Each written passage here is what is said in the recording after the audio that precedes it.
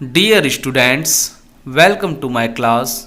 Today we will read about grammar. Grammar means Vyakran, the science of the right use of a language, the art of speaking or writing a language correctly is called grammar in English. Grammar का क्या definition है? इसका definition है the science of the right use of a language, the art of speaking और writing a language correctly is called grammar in English. Short में हम बोल सकते हैं कि right use of a language is called grammar in English. यानी किसी भी भाषा का जो सही प्रयोग होता है वही ग्रामर कहलाता है, व्याकरण कहलाता है. हिंदी में जिस शास्त्र के माध्यम से हम शुद्ध शुद्ध पढ़ना, लिखना तथा बोलना सीखते हैं उसे व्याकरण कहते हैं. English grammar can be divided into 5 parts: orthography वर्ण विचार, इटिमोलॉजी शब्द विचार, सिंटैक्स वाक्य विचार, पंक्चुएशन चिन्ह विचार, प्रोसोडी छंद विचार. यानी ये इंग्लिश ग्रामर के 5 पार्ट्स हैं.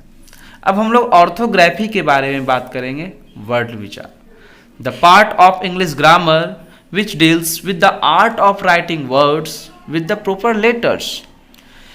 ऑर्थोग्राफी के अंतर्गत हम लोग वर्ण, अक्षर जिन्हें इंग्लिश में लेटर कहा जाता है इसके बारे में पढ़ते हैं कि किसी भी वर्ड का स्पेलिंग क्या होना चाहिए, यानी सही स्पेलिंग के साथ किसी भी वर्ड को लिखने के बारे में हम लोग ऑर्थोग्राफी के अंतर्गत पढ़ते हैं.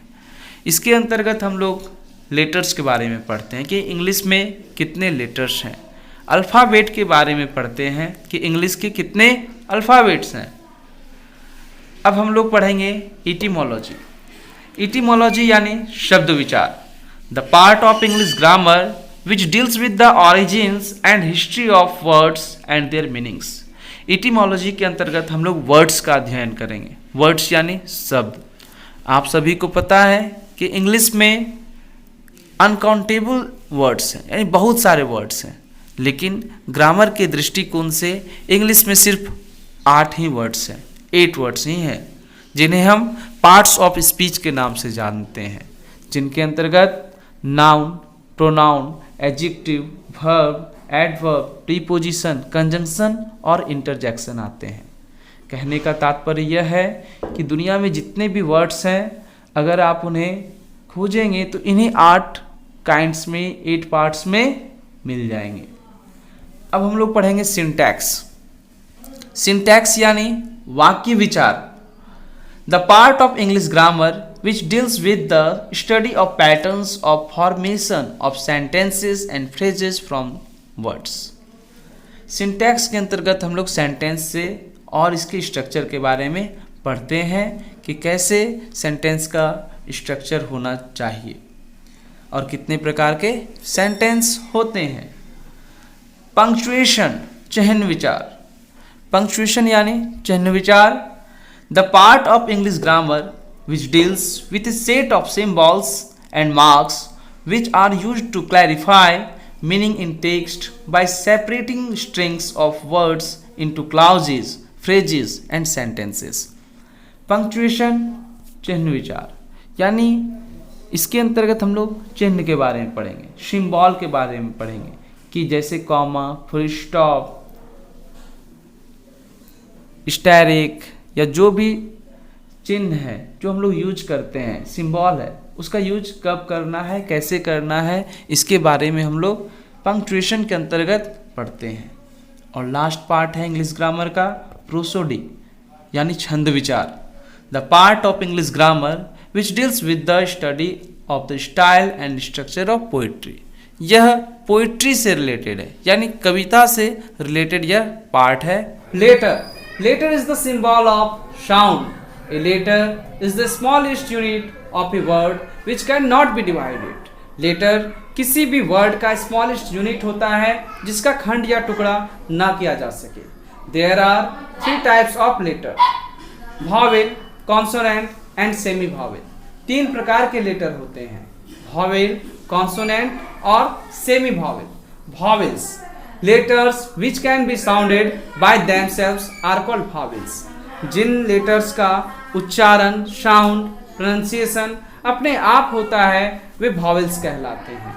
इंग्लिश में ए, ई, आई, ओ और यू ये 5 वॉवेल्स हैं।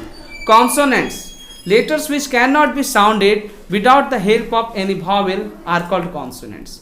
जिन लेटर्स का प्रोनाउंसिएशन साउंड बिना किसी वॉवेल के मदद के नहीं हो सकता है वे कॉन्सोनेंट्स कहलाते हैं। B, C, D, F, G, H, J, K, L, M, N, P, Q, R, S, T, V, X and Z ये 19 कॉन्सोनेंट्स हैं।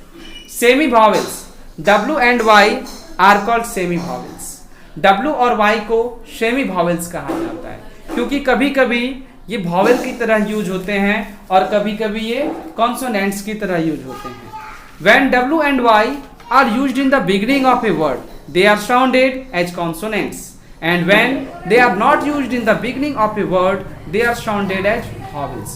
जब W और Y किसी वर्ड के शुरू में आते हैं, बिगनिंग में आते हैं, तो उनका उच्चारण, उनका साउंड कॉन्सोनेंट की तरह होता है, और जब ये स्टार्टिंग में, बिगनिंग में नहीं आते हैं तो इनका उच्चारण वॉवेल की तरह होता है। जैसे वॉच, वॉच का अगर आप उच्चारण करेंगे तो इसका पहला जो लेटर है W, इसका उच्चारण आएगा व, जो कि एक कॉन्सोनेंट साउंड है, और यही W क में अगर उच्चारण करते हैं तो इसका उच्चारण आता है अ, जो कि एक वॉवेल साउंड है। इसी प्रकार से याक और बॉय, यहाँ पे आप देखेंगे कि जब W और Y किसी भी वर्ड के पहले आया है तो इसका उच्चारण कॉन्सोनेंट्स की तरह हुआ है, और जब ये स्टार्टिंग में नहीं आया है तो इसका उच्चारण वॉवेल्स की तरह हुआ है।